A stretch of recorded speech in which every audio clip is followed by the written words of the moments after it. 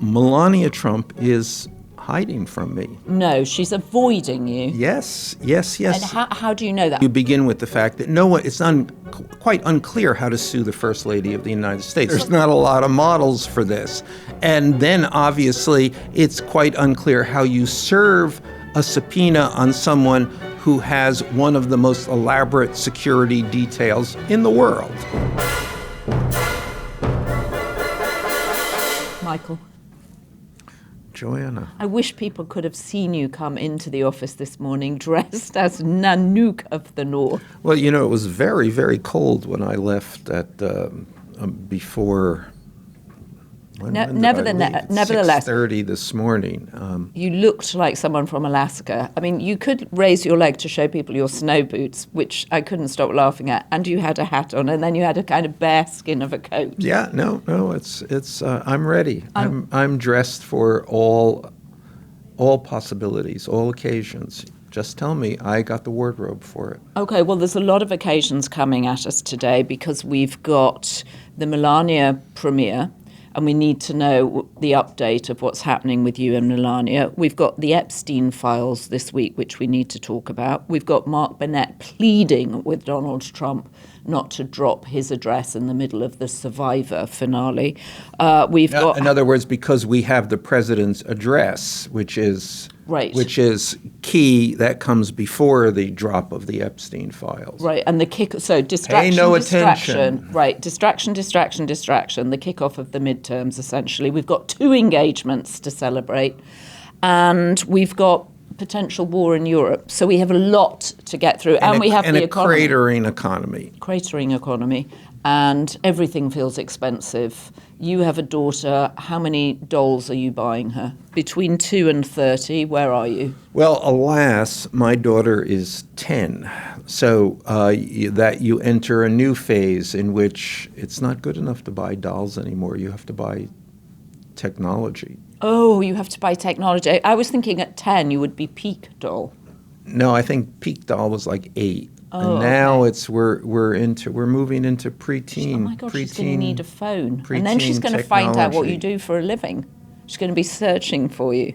Yeah. Alas, that already happens. Scary stuff. She has a watch. Oh, she has an Apple Watch? Yes, because that's in lieu of a phone. Wow. We don't want to give her a phone. At 10, you would not be allowed to be a parent in Australia. They've banned social media for anyone under the age of 16. No, I know, but does that include an Apple Watch? There are so many back doors to this thing. Good luck, Aussies. Okay, we're already off track. Let us focus on the trailer has dropped for Melania's video.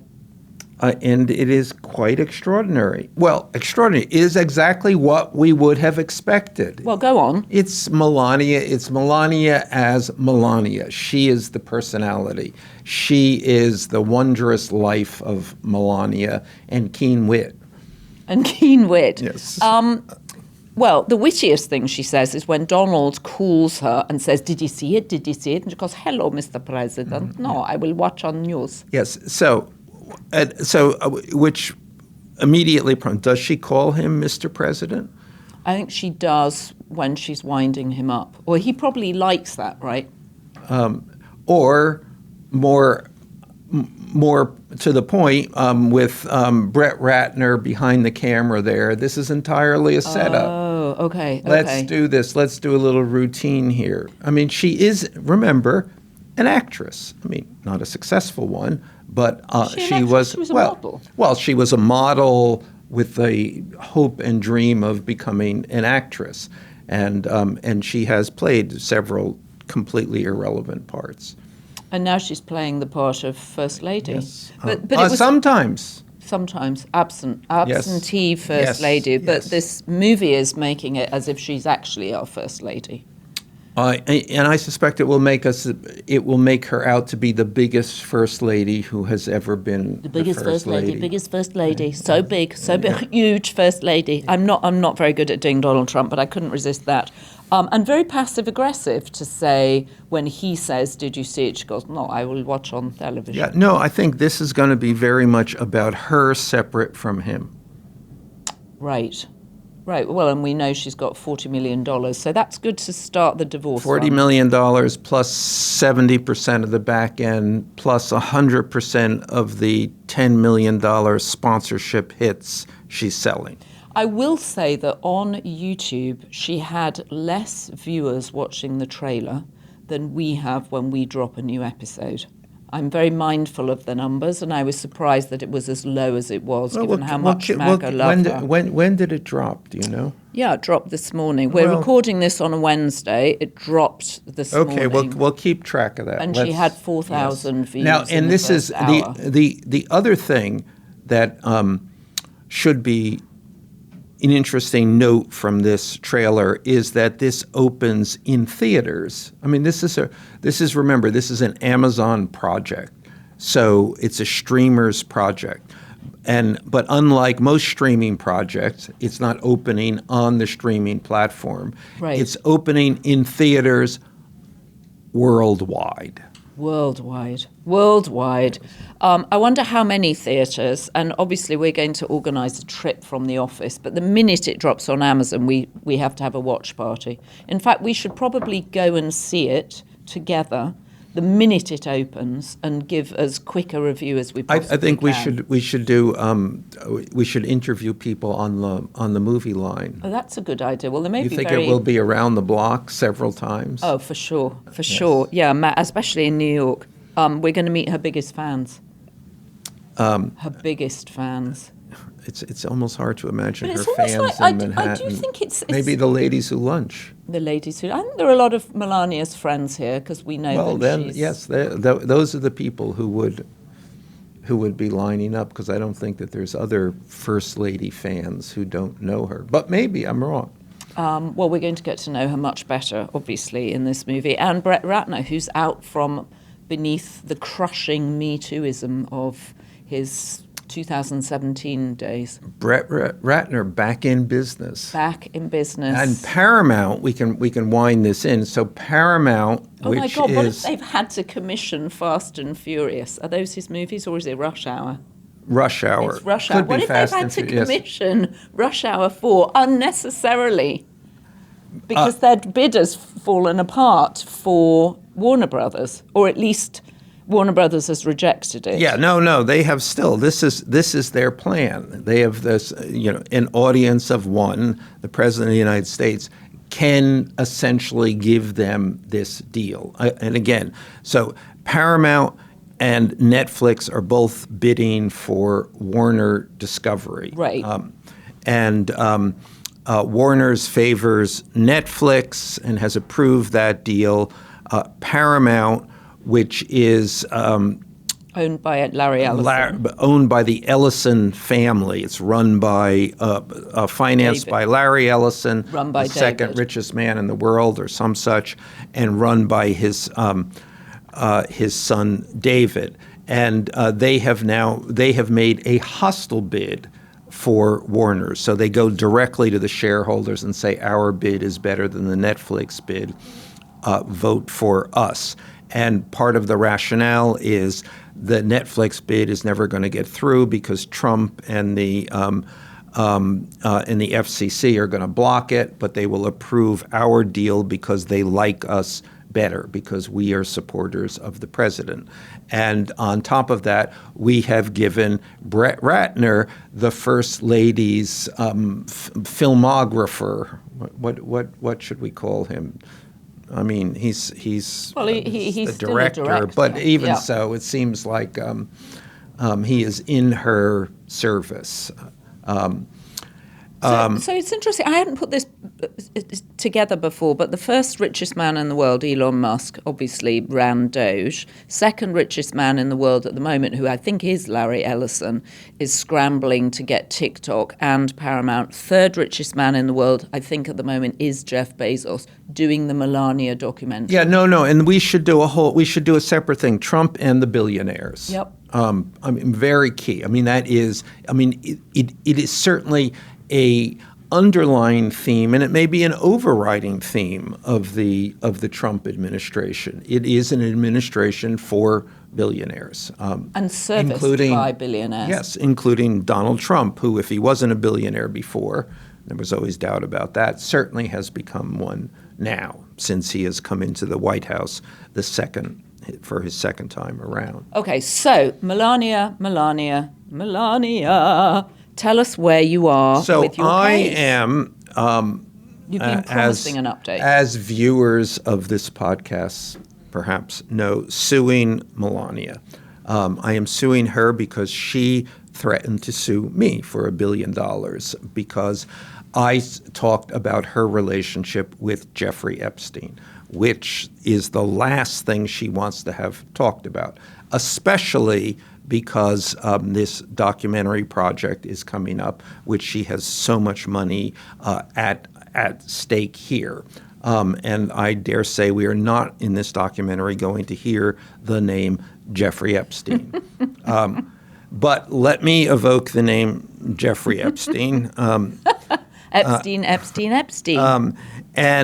So when she when she threatened to sue me for discussing her relationship with Jeffrey Epstein and Donald Trump's relationship with Jeffrey Epstein and the three of them together, before she could file that suit, I sued her because in New York State, it is illegal to use libel laws to intimidate someone. In other words, to file a suit which you have no chance of winning, or threaten a suit which you have no chance even of filing, just to get someone to shut up. So we have filed a suit. We filed that suit on October 22nd. So when you sue someone, you have to serve them. You have to officially notify them that they are being sued.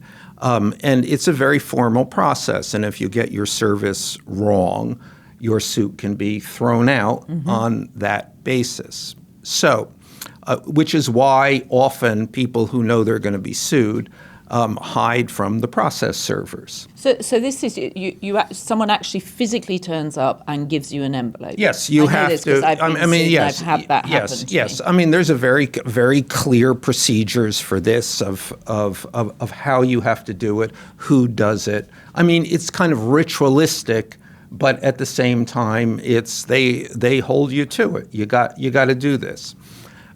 It would appear that Melania Trump is hiding from me. No, she's avoiding you. Yes. And how do you know that? Have you tried to serve him? So we have, the first thing you begin with the fact that it's quite unclear how to sue the First Lady of the United States. Well, it's the first time it's happened. There's not a lot of models for this. And then obviously it's quite unclear how you serve a subpoena on someone who has one of the most elaborate security details in the world. Right. Okay, two impediments here. But you would think that there would be a kind of, okay, this is going to happen and eventually will happen, or you go to court and explain what you've done to the court, and then the court says, yeah, you've made every effort here, so let's consider this. And you can't serve her lawyer. You can't send well, no, someone you to her can. lawyer's You office. can. You should be able to. In fact, in that original threat letter from her lawyer, a man by the name of Alejandro Brito, yes, in Coral Gables, Florida, said, please direct all your communications to Melania Trump through this office, through me. So, okay, great. So we went to his office to serve him, and he said, no, I'm not accepting service. And that's interesting. Mm-hmm. In other words, you don't know. It may well have been that he's just been he's handling the other Trump libel suits against the BBC, against the New York Times, Wall Street Journal. So it may be that he just got the libel portfolio. Yeah. You deal with all this stuff, and then suddenly and unexpectedly, he finds that what he's done has caused the First Lady now to be sued, which, let's imagine, she's not too happy about. And remember, I'm not happy about being sued. Because having been sued, we can now subpoena her to come in and testify about what she knows about Jeffrey Epstein. Be best sued. Yes. Be best sued. So it may be that he's in trouble about this. So anyway, so he said, no, I'm not accepting service. So Can therefore, you send it to the White House? Can you serve the White House? well, then I mean the White House is probably the hardest place to serve. And that guard post on Pennsylvania Avenue, I mean, actually, I know those guys. They're always very nice guys, but I'm sure that they're like, I don't know. But she doesn't live there. She doesn't live at the White House. So therefore, we took the next logical step, which is to serve her at Trump Tower in New York. So we got the server company, the subpoena guys. We said, we need you to serve papers on someone in Trump Tower, and they were like, okay, yeah, no problem. I suspect that a lot of people in Trump Tower get served subpoenas. It's a whole building of dubious characters. Anyway, they took the service, and then after they accepted this, began, and somewhere sort of as though midway in this, we got a call, and they were saying, "Hey, you're trying to serve the First Lady. We're not doing that." Who called you? The subpoena guy, okay. The subpoena people. So they're like, no way are we serving the First Lady of the United States. And you get a sense. I mean that sense that this is totally unfamiliar territory. Mm-hmm. So then we got another service company who, and this was just yesterday. They went to Trump Tower, and two interesting things. They were the guys at Trump Tower said, we're just going to throw that in the garbage. We're not taking that. But to the question of whether or not Melania Trump resides here, they said yes. Whoa. So we now have specific testimony by people who would certainly know that Melania Trump lives at Trump Tower. She does not live in the White House, although seems to have been spending somewhat more time in the White House recently, and maybe that's actually to hide from me. So Melania Trump is hiding from you, and in fact, it turns out she lives, after all, in Trump Tower. Indeed. So at any rate, but this still leaves you with papers to serve. No, still. So we will, and I believe this is happening on Friday.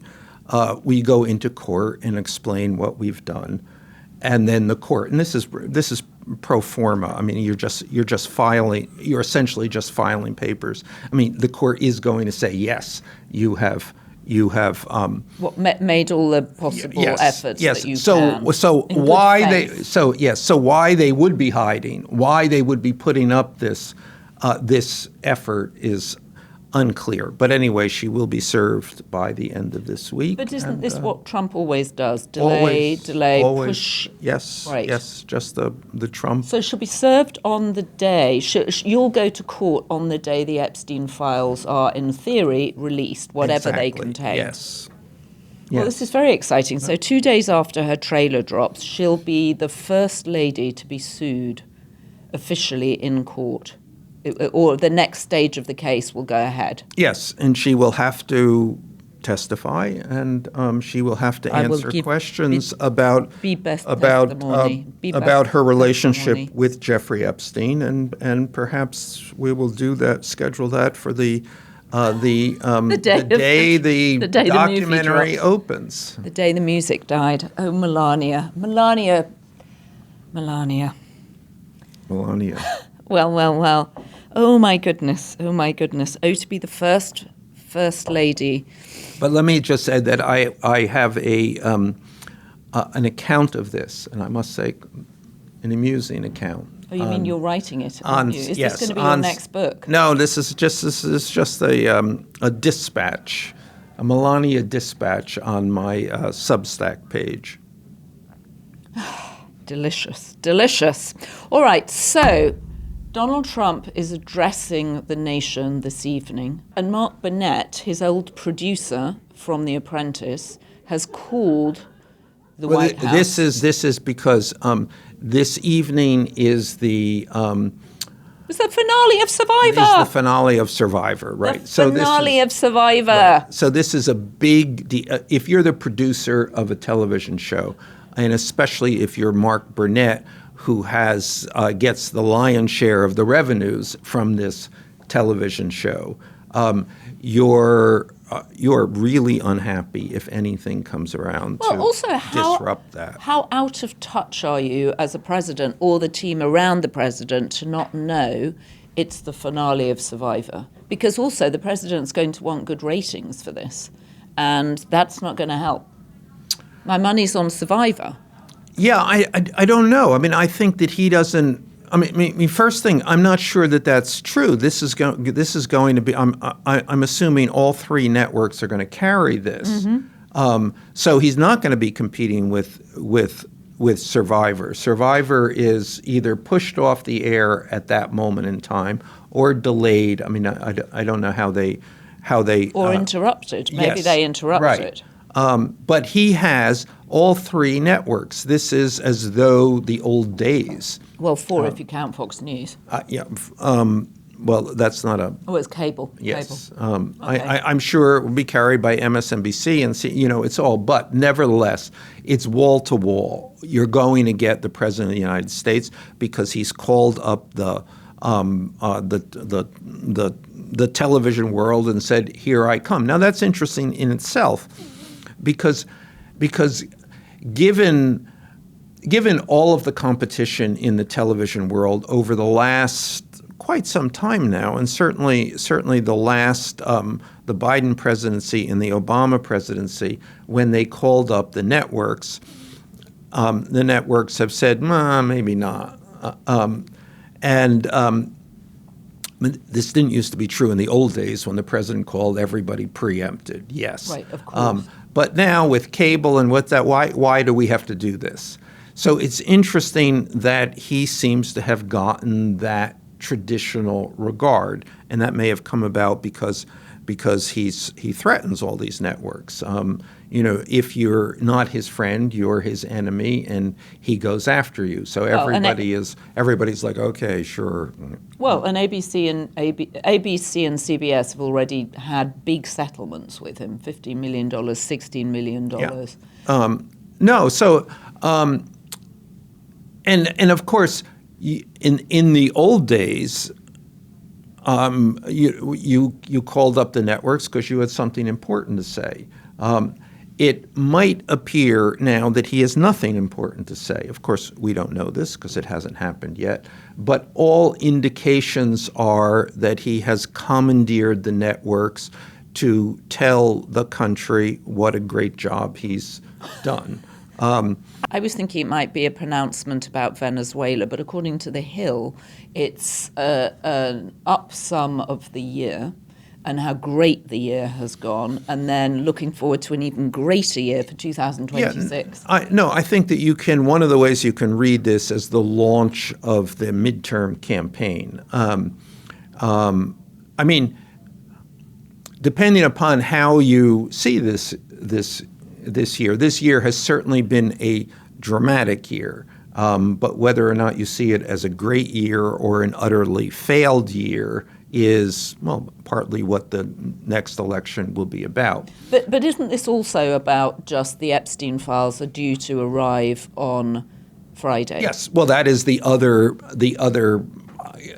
coincident of this. He's got the Epstein files, which will land on Friday. Nobody knows what the reaction. Nobody knows what's in those files. He probably doesn't know really what's in those files.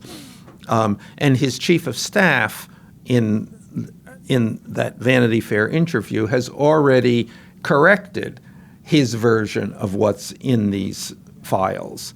So you're referring to Chris Whipple's piece on Susie Wiles? Yes. Or many interviews with Right, Susie Wiles. in which he said, it's Clinton, it's bad for Clinton, and she says, oh yeah, no, it's not bad for Clinton at all. Right, and she says Clinton never went to the island. Yes. Bill Clinton, who's also been summoned to speak before the Oversight Committee this week.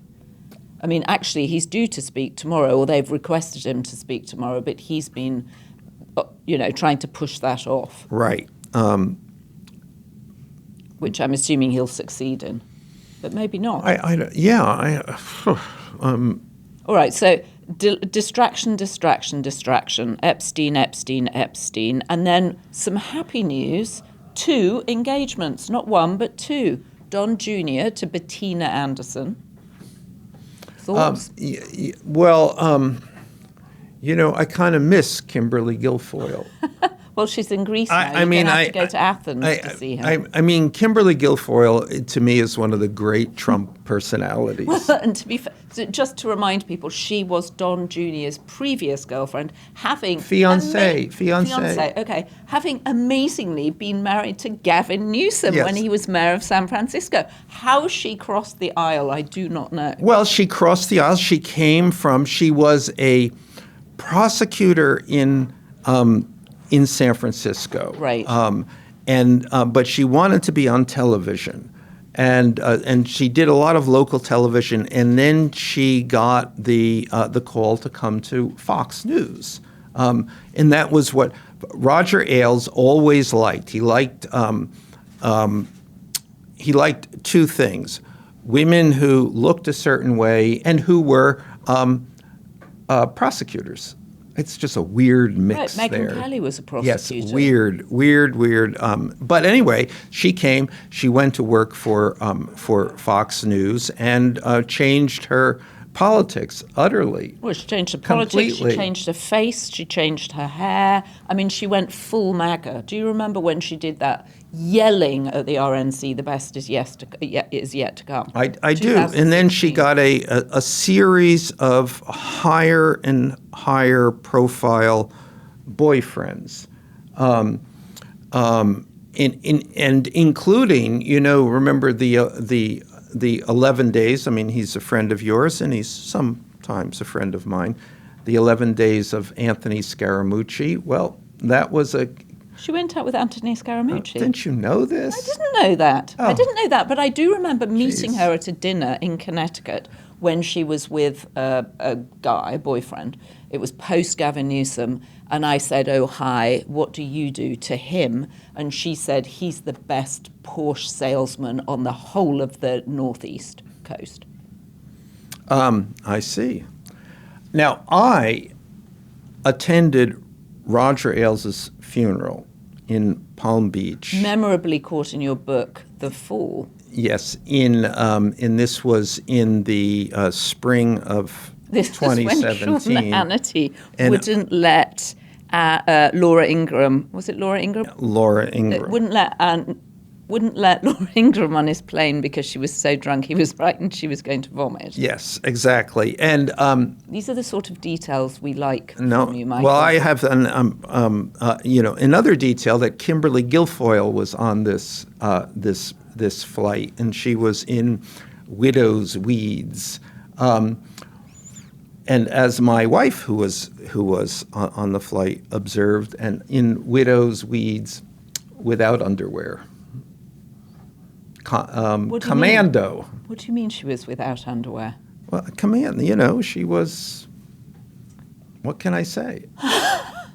She was basic instinct. Yes, exactly. I'm glad that Victoria noticed this and not you, because otherwise that would be very difficult. No, and actually, I have the exact opposite reaction around Kimberly Guilfoyle. It's really to look away. I mean, there's something so overly... Well, it's such pick-me energy. It's screaming for attention. It's shrieking for attention. And now she's been dispatched to Athens. Anyway, then she went on to be Don Jr.'s girlfriend. And I'll say, and this is in some, she got in trouble with Don Jr.'s father. the President of the United States. She's going to be better off in Greece because her hair can go full Medusa. I think it's a great it's a good gig to be the ambassador of Greece. There's a lot of dolmades coming her way. That's all I can say. A lot of dolmades. But she did. I mean, this was. She was a complete. They owned the house together in Palm Beach. And then along came Bettina. It was, who was thinner and it was a younger. $10 million house because there was a big blow up at Mar-a-Lago between Don Jr. and his father about where that $10 million came from. So the new fiance is a woman, a Palm Beach. I think what they always describe as a socialite. Right, Palm Beach socialite. When you don't know what anyone does, well, I don't and think you she don't does know. Anything, right? She's well, an if they don't, influencer. yes, they if they do nothing and you don't exactly know where the money comes from, but there is clearly money, then they are a socialite. Okay, so she's a socialite, Bettina Anderson. Yes. Now, curiously, her father was once in business with Jeffrey Epstein. What kind of business? Monkey business, I suppose. Monkey business. Okay, interesting. Yeah, no, this is a world. In the end, it's Palm Beach. It's Palm Beach. Yes. Probably everybody was in business with Jeffrey Epstein. Perhaps you told me that Donald Trump isn't wild about Bettina. So when they had the party where they announced... someone else told you that. I don't know that for a fact. Okay, well, I read somewhere, or someone told me that he's not wild about her, so... I'm still in the Kimberly Guilfoyle. I see she's occupying a lot of space inside your head. I'm just thinking of what's happening to Kimberly's hair in Greece. Is it humid in Greece or is it dry heat? It's dry heat. The islands is a... Yes, I think it's dry heat. It's a lot of heat. She's just going to have to control that mane. Anyway... I'm just saying it's a good job. It is a good job. To be the ambassador to Greece. Baklava, dolmades, Greek salad, cheftalia. It's going to be great. She's going to have a great time. And lots of very attractive young men on the beach. She's going to have a blast, and if I go there, I'm going to go and try and get my passport stamped personally by her. But I digress, because Trump Sr. is said to not love the idea of Bettina, maybe because he knows her father hung out with Jeffrey Epstein, actually. Now I'm making that connection. So she, at the party where they announced their engagements, thanked Donald Trump and then said, these decorations, right? And she was referring to Melania's effort with the Christmas trees. Was she complimenting these? Yes. Saying, goodness, these decorations, am I right? Yeah. It's that kind of a... I also think that Trump Sr., he's been through, this will be at least the third, there was one wife, one fiancé, now another fiancé. Vanessa was the wife, yes. Right? Who's now going out with Tiger Woods. Really? Yeah, Vanessa Trump is now with Tiger Woods. Yeah. So upgrade. There are 300 people in the world. There are 300 people. But if I were the father and the prospective father-in-law, I would be a little cool until the deal was done. Why? Is that what you were with your daughters? Well, in my case, sometimes, these daughters bring home boys, you get attached to them, and then they're gone. Right. Have you found that? I have liked all my son's girlfriends. And then when they depart, I've liked all of them. I've liked some more than others, if I'm being truthful. Some more than others. They've all departed. Yeah. They've been dispatched, or they've dispatched my sons. Anyway, I try and be neutral and just jolly enthusiastic about anybody that comes to the house. And remember, Donald Trump is always believes that everybody and anybody is trying to get something from him. Right. And I would say that it's not an entirely unfair supposition when you consider the women his sons marry. What about Lara? Lara What Trump, about? who's married to Eric, Lara is a singer. She wants to be a singer. She's part of the RNC. She wanted to be senator for one of the Carolinas. I think that this North is. Carolina, I'm not sure we should. I think we should save this. Well, we're going to do a special let's do episode. a Yes, we whole should do a whole episode. A whole episode. Okay. On the Trump family. All right, fine. So I'm going to put that aside. Yeah. We'll come back to Lara and her But, fledgling singing career, because I'd like to play some examples of her songs for our viewers. I think they would enjoy that. Did you see that there was a video going around about the surgery the MAGA women have had, before and after? I'm obsessed by that. It was extraordinary. We should show that too. That might be another separate episode. Yeah, no. I mean, Lara Trump, especially, because was a very, quite a striking woman, a very good-looking woman. And now she's like a hideous creature, having been transformed in this MAGA way. I mean, it's true about them all. Well, I mean, I think the biggest transformation is Kimberly Guilfoyle, actually, which we've written about in The Beast, where she went from a natural elfin beauty when she was married to Gavin Newsom to being, well, what some cruelly describe as drag queen light. Yeah, no. My when we were on this Sean Hannity's plane, and my wife, who's kind of outside of all of this, didn't know who she was and thought she was a trans person until she saw the evidence that she was not. I want to move on to our next celebration, which is the engagement of Brian Glenn. Who he, you may ask? Brian Glenn posted on his social media, "She said yes." Who is the she? Who is the she? MTG. Oh, yes, of course. And I totally forgot because she's totally. I try to block Marjorie Taylor Greene.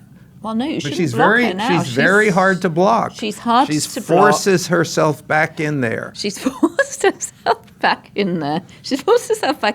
Listen, she is speaking MAGA. She is. She is one of the most prominent political figures in the United States at this point in time. Yes, she is. From a backwater town in Georgia. Let's remember she got elected on a QAnon, white supremacist, 9/11 denier platform. Right. You know who she reminds me of? She reminds me of one of the witches in Macbeth when they are warning Macbeth about what's to come. That's exactly the role that she's now playing. And, the witches start the play. It's not good. And she's saying, prices are up. Stop gaslighting people about the economy and wait for the healthcare. Well, but let's the transition, the transformation. She is she goes from the absolute most lackey-ish person to the president of the United States. I mean, there is no supporter in Congress who supports him as much as Marjorie Taylor Greene. She also claims in a comic book way. Well, she also claims she spent millions of dollars of her own money when she was running for the seat, right, to support him too. Does she actually mean that, or does she mean money that she raised? Because I don't know. Then there's a whole other thing about how she has profited on this, and that's a whole. Well, that's probably an episode on its own. Honestly, we should have a special episode on Marjorie Taylor Greene. But now she has become, from his most loyal supporter to his most implacable antagonist. Right. Go figure. What does that mean? She's going to run?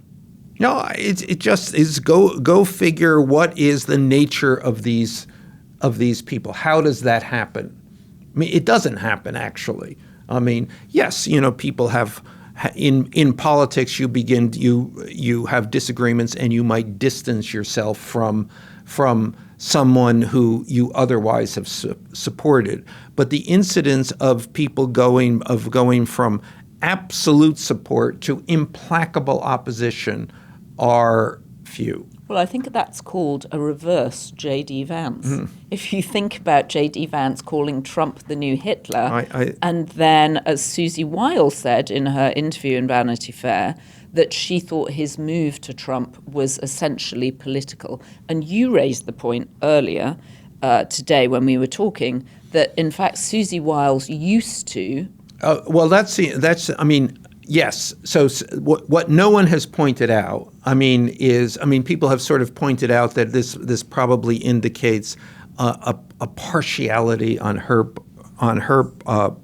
part to Marco Rubio. Right, because she worked with him. But nobody has pointed that fact out, that she was on the Marco Rubio payroll. She was a political consultant in Florida. Marco Rubio was one of her clients. And right up until the decision was made, and that was made in flight on the way to Cincinnati for the Republican convention. Mm-hmm. Right up until that point, she was the key supporter of Marco Rubio for the vice presidential slot. Oh, interesting. Well, she's clearly, she talks about Marco Rubio in a much more, she says that he absolutely had to answer questions in his soul about supporting Donald Trump, whereas J.D. Vance, she sort of drives by with an insult, just saying, well, it was a political decision, which tells you a lot about how she may be positioning herself in terms of her own support post-2026. Yeah, no, I think she is very loyal to Marco Rubio, and I'm sure she's working that account. Well, and also what's interesting is they all came out to support her after what appeared to be a strangely frank series of interviews where perhaps, she claims that she thought he was very unfair, Chris Whipple was unfair, but he's like, I've got it all on tape. So either she let her guard down or she wants people to know all this stuff. Well, you don't, or both. Or both. It is in these long interviews, that's kind of what we do, and that is the advantage of a long interview. And a series of interviews where you get to know people over time. Yeah, you get to know them, and they do. They start to want to tell you what they think you want to hear. It's an interesting relationship. Many such relationships I have been part of. Sure. All right, so now we come to war in Europe. It's this sort of drumbeat in the background. Well, I think it's an extraordinary moment. Yeah, I agree. You now have the head of NATO saying war is coming, and you have the head of MI6, the British intelligence agency, saying the same thing, saying that Europe has not been in as perilous a moment since effectively since the 1930s. So, it's kind of extraordinary, and the emphasis should be on that we're in this situation because of Donald Trump, because of his refusal to make face down Russia and Vladimir Putin, and to name Vladimir Putin as the enemy, and his failure to recognize that Ukraine is a first step. That's what the Europeans are now seeing the invasion of Ukraine as the first step in a broader incursion, to use a perhaps overly euphemistic word, on the rest of Europe. So I thought one of the strange contradictions in the Susie Wiles interviews was her saying that one of the ways in which Trump is most understood is that he is a man of peace, and he's, in theory solved all these wars he's never even heard of. And yet he single-handedly, by saying he's not going to back Europe, put the world in the most perilous position for 80 years. Well, yes, and with no understanding really of the complexity of what he's done, I think. Well, that's safe to say. Okay, complexity and Trump in the same sentence. But we have things converging here. There is the MAGA position. It's a fundamentally 1930s, 1920s isolationist position. America first. Yeah, well, it's America first, and who cares about the rest of the world? It just doesn't involve us. And why should? And Tucker Carlson is a pillar of this point of view now. Why should we spend our resources and the lives of our citizens on issues and places and issues that don't have any real direct impact on our lives? And Trump has grown up politically grown up in that point of view. J.D. Vance too, I think. Completely. And so the thing is, why are we supporting Ukraine? Why are we spending all this money in Ukraine? Nothing to do with us. And so I think that is a genuinely a genuine MAGA position. Now, on the other hand, he's also supported the war in Israel's war in Gaza. Hello, $40 billion to Argentina. Yeah, in Argentina. So he has this other thing going. The MAGA people are furious about this. Utterly, completely. And sending a quarter of the U.S. Navy's fleet to hang around outside Venezuela and now blockade their oil tankers. Right. So the man of peace, whose isolationism is going to cause a war in Europe, is one thing. But then there's these other wars that he is actively engaged in. Most presidents try to have a coherent foreign policy. It's usually spelled out in a way that lets people around the world know where you stand, and everything both strategically and tactically and thematically feeds into that view. Now, there was recently a Trump administration statement kind of about its foreign policy, which was basically we are against immigration in Europe. Well, and also saying that European civilization had stalled. Stalled because of immigration. Right. So we want nothing to do. We don't want to defend. Europe is now a brownish continent, so we're less interested in that, and much more interested in Russia, which is still a white continent. We are so far off the path of post-war view of how to organize the world, how to maintain peace in the world, how to usher in a basic liberal view of rights and behavior, and the right to vote and democracy. We're all lost at this point. Well, it's partly because there's not coherent at any point. Well, I was also going to say that his foreign policy seems to be put together by his son-in-law, Jared Kushner, and Steve Witkoff, the real estate developer, and his golf buddy. It seems to be also done on the hoof, frankly. Yeah, and Witkoff and Kushner, I don't know how much they have to do with this foreign policy. I see the foreign policy as coming from, the Heritage Foundation and the MAGA people. I see Witkoff and Kushner as parachuting in to try and execute to make some money. Of course. We can ration. In their view is very clearly we can rationalize this from a transactional standpoint. And Jared Kushner certainly knows that his father-in-law is not coherent, is not informed, is not to be trusted, is out to lunch on this, and who doesn't really care about this.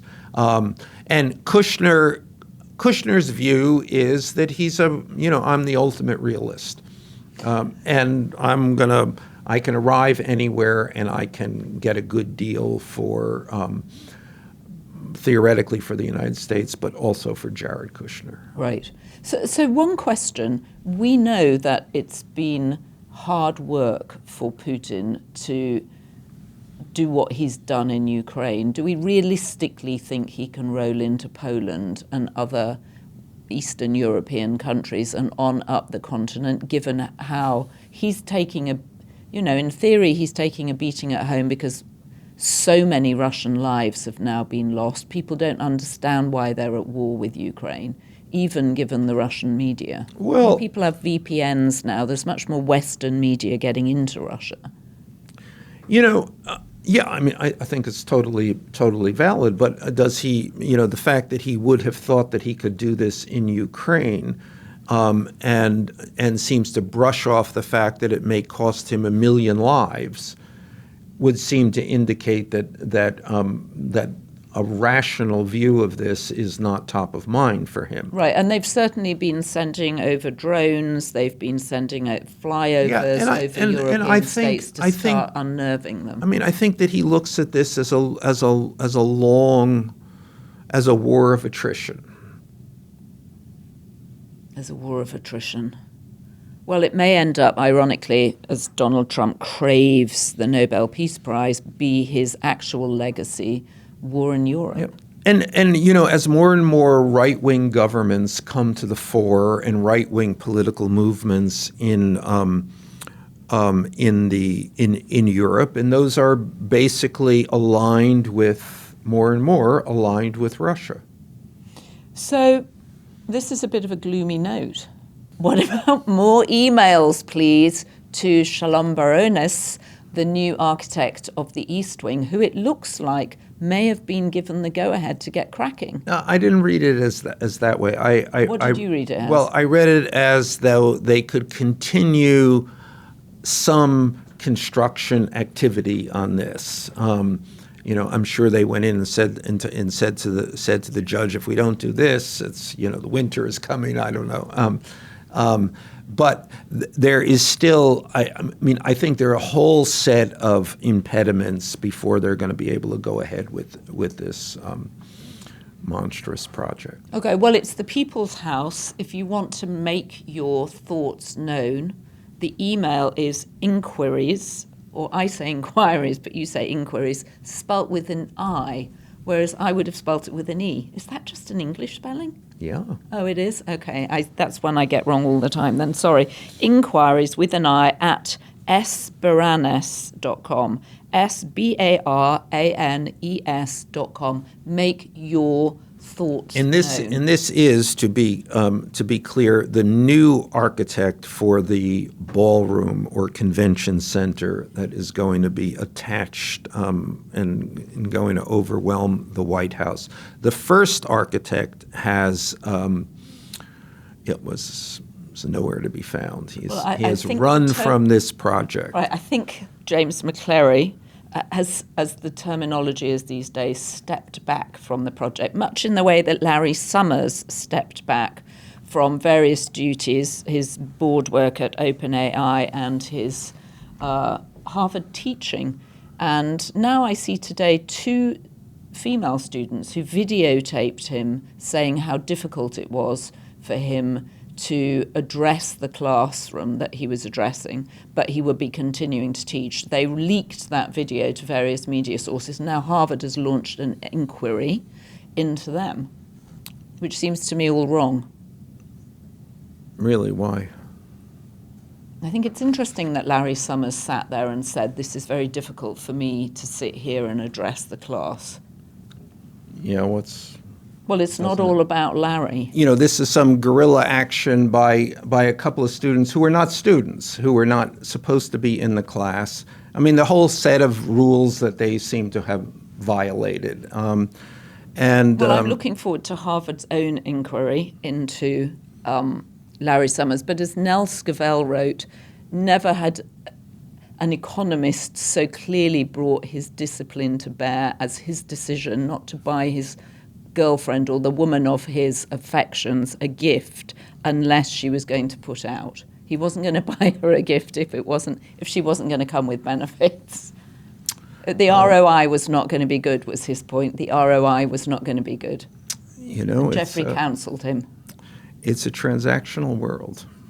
No, I'm just thinking if there is in this an address to the nation by the president, and it's a funny thing because I'm of an age. I have sat through many addresses by the presidents to the nation, sitting in the Oval Office, that kind of formality, and every time I see Donald Trump attempt to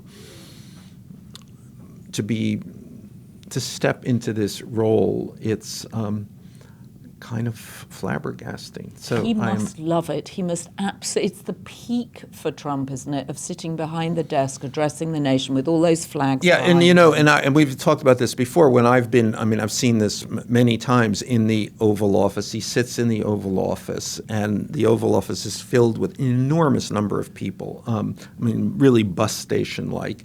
And he sits behind the resolute desk talking and talking and talking. Everybody is trying to look at their phone or not be caught looking at their phones. Right. Blah, blah, blah. So now this is to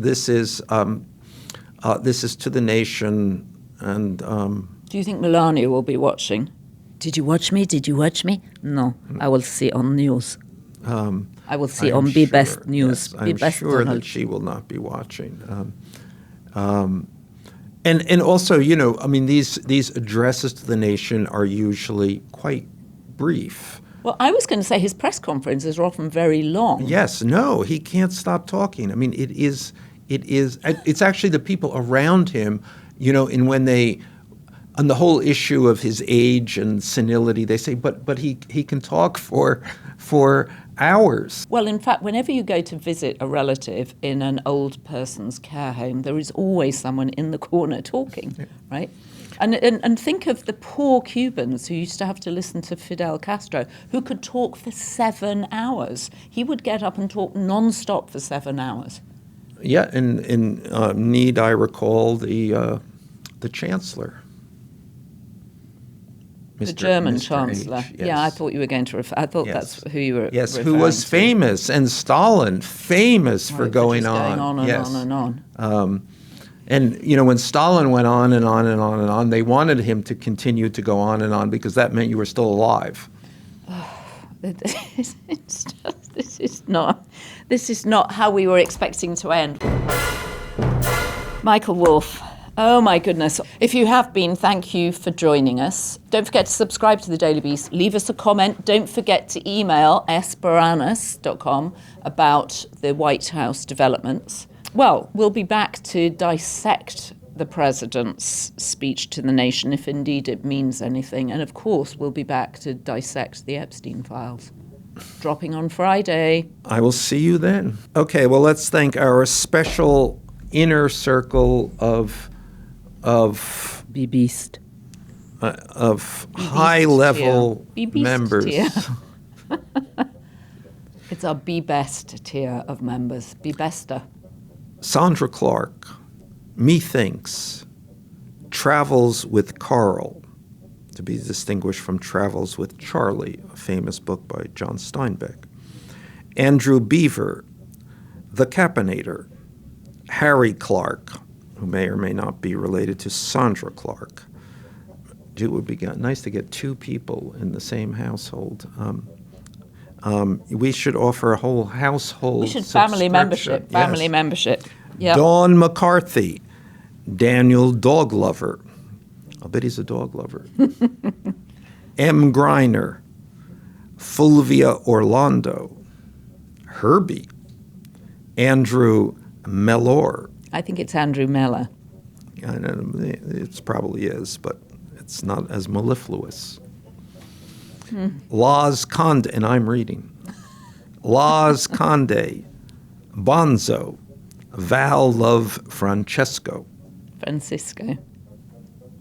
Well, again, it depends on what language. In Italian, it's Francesco. You're not Italian. Well, but Val might be. Val might be. Andrea Hodel, Bocock, D.C., Sharon Shipley, Connie Rutherford, Karen White, Heidi Riley. And I know we We have, thank you all. thanks to our production team, Devon Rogerino, Anna Von Ursen, and our editor, Jesse Millwood.